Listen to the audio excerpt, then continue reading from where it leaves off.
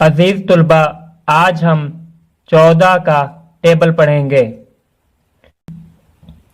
14 1 14, 14 2 28, 14 3 42, 14 4 56, 14 5 70, 14 6 84, 14 7 98, 14 8 112, 14 9 126, 14 10 140।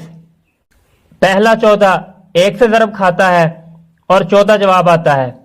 दूसरा 14 2 से ज़रब खाता है और 28 जवाब आता है।